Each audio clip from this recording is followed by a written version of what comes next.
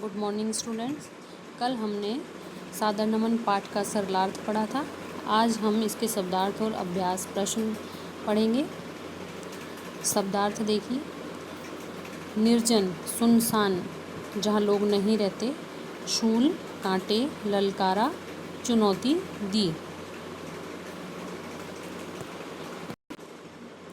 माझी, केवट, मल्ला, सत्कारा, आदर किया, सम्मान किया, मझधार, बीच धार या प्रवाह के बीच।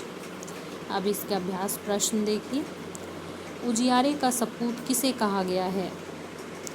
उजियारे का सपूत लोगों के जीवन में छाए निराशा के अंधेरे को चुनौती देने वाले को उजियारे का सपूत कहा गया है।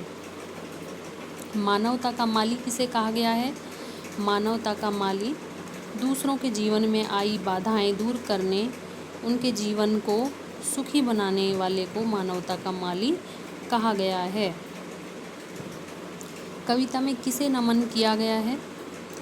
कविता में उन लोगों को नमन किया गया है जो अपनी चिंता न करके दूसरों की भलाई में लगे रहते हैं। अब रिक्त स्थान की पूर्ति कीजिए। पहला, जिसने रिक्त स्थान हाथ बढ़ाकर सबको दिया रिक्त स्थान है। जिसने पहला हाथ बढ़ाकर सबको दिया सहारा है। पहला हाथ बढ़ाकर सबको दिया सहारा है।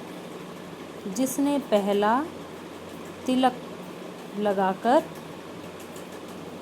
जय का मंत्र उचारा है। तिलक लगाकर जय का मंत्र उचारा है।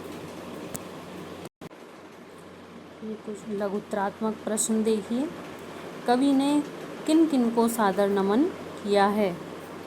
कवि ने अंधकार में दीप जलाने वाले, पथ का रूप संवारने वाले, मझधार में माझी के समान संकट से उबारने वाले, मानवता के रक्षक और मातृभूमि की रक्षा में शहीद हो जाने वाले को सादर नमन किया है। कविता में कौन से माझी को नमन किया गया है? कविता में सबको सहारा देने वाले माझी को नमन किया गया है। मझधार के माझी को नमन किया गया है। आपके अनुसार इस कविता का सादर नमन के अतिरिक्त और क्या शीर्षक हो सकता है? और क्या शीर्षक हो सकता है इस कविता का, बताइए। इस कविता का शीर्षक हो सकता है अग्रगामियों, यानी आगे रहने वालों को नमन हो सकता है। आप अपना खुद का भी कोई शीर्षक लिख सकते हैं जो आपके मन में, आपके विचारों में आ रहा हो।